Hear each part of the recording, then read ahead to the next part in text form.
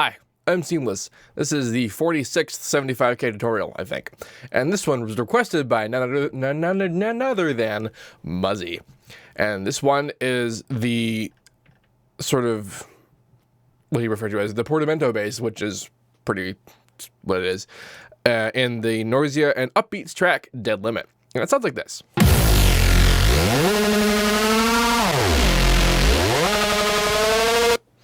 And this is what I got.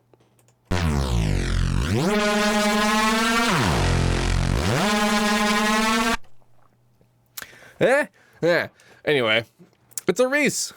Yeah, Reese. So, this begins its life as a saw wave and a fucked up saw wave. So this is what happens in Citrus when you make a saw wave. Say convert to sine harmonics, and then you go down here and say randomize phases. And what this is doing is that it's breaking down the saw wave into its component sine wave harmonics, and then it's randomizing the start times of all of those harmonics.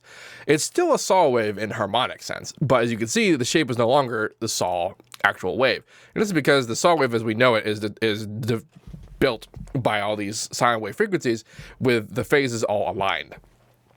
Now, you take that away, you do that, you take away the sharpness of a saw wave, because you remove this big old, like, sawtoothiness of it, and you get the big blur, and you get the big blur. But it's still the harmonically a saw wave, which is important, because I have a real saw wave, and then the fucked up saw wave. Together, we get the sharpness and the blur, we can kind of control how much of what is there. And then there's this guy. This guy, as you can see, it's 0.1 ratio higher than the other guys. This is what's causing the reesing. I'm not using unison, I'm not using more than one saw wave, I'm just using this to create on the base level phase cancellation. And it's one of these half modes, because if I did it this way, not only would it phase cancel twice as fast, but I could just make it lower pitch, but it phases differently every time. So it's a negative one or positive one and a negative one. They're not the same.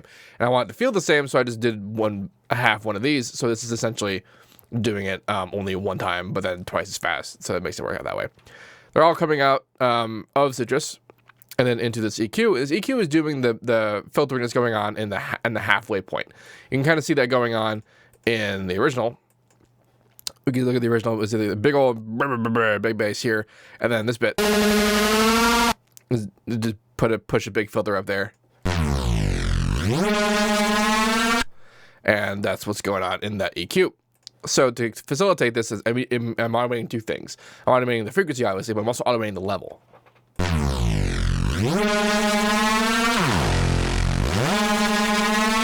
So that's only like on during that moment, because it doesn't really sound like it's doing that in the middle of the other one.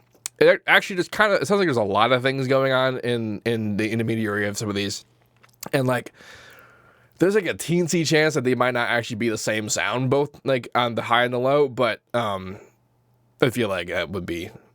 I mean, if anyone could make a sound that's like this, it's one sound. It's them. Not really questioning that, but just some parts about it just make me feel weird. Mostly just the filtering. But also notice how we have this kind of phasing going on up in these harmonics here, but not over here. Now, that thing that is in like every Noisia track ever, the way you do that is you render out the sample and then you pitch it against itself like subtly, like really small amounts, and then you get this kind of cascading phase cancellation in the high frequency phase cancellation. But I didn't want to render out the sample, so what I'm doing is I have a gross beat. Now, gross beat's whole thing, I just went to the effects, trying to find gross beat because it's in the patcher. Good job, me. Gross beat's whole thing is that it has the time and the volume control, and then you can control sort of the time position, and you usually do that with this guy, right? You're telling it to like be, telling it to do that kind of thing. You can tell it to do weird stuff. Gross beat's pretty cool about that. But what I'm doing is I've sort of have the time, the change time and the not change time. I have the change time pretty high up, like not necessarily 50-50, but essentially what I'm doing is I'm automating this guy.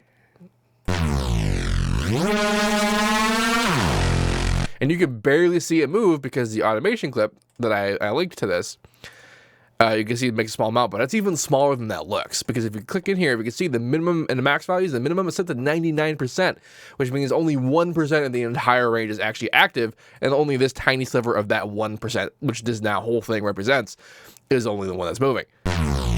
That's the kind of small change that creates this effect. It's more or less the same idea as sort of taking it out as and pitching against itself as a sample. The only difference being that in this particular instance, it's kind of hard to you can't go up in pitch. You can only go down in pitch, which still creates the same distance of detuning, but it's not quite the same control you get if you're doing it manually. But this is just what I like to do. I have EQ at the end, getting rid of some of the high frequencies and pushing it down on 500 a little bit because that's the thing that you do when you're doing drum and bass. I also have choruses. As you can see, I have the cross cutoff pretty high at 20 to 2000 hertz, and then I have depth and the delay pretty okay settings. But then I have really fast LFOs on them. Well, 5 hertz, not that fast, but it's fast enough that we're not getting, because if it were slow enough, we'd get that kind of cascading phase cancellation that we would get out of what I did with the pitching with the gross beat. In fact, you can do that with the chorus, you can do that with flangers, and the first time I discovered that I could do that sound, I actually did it with a flanger, and then someone who would know explained to me that it was done with the sampling idea. But it's still a thing that can happen with this, but I wanted that kind of destroyed smooth effect happening on the higher frequencies. So it's moving around way too much for it to stay still long enough for it to have that kind of cascading phase cancellation in such a way that it would sound like it did when we do it with a gross beat, but it's still there enough that when it gets distorted, because oh boy is it being distorted, it gets distorted enough that it's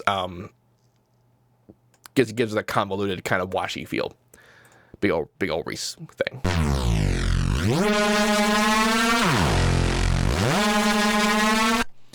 And that's a lot of fun. Anyway, thanks to Muzzy for requesting it. I want to point out that Muzzy did request it in a YouTube comment, but that's not how you're going to do it. If you want to make a request, you need to make it in a Reddit thread linked in the description of this video. Requests made anywhere else by people who I don't know personally are going to be ignored.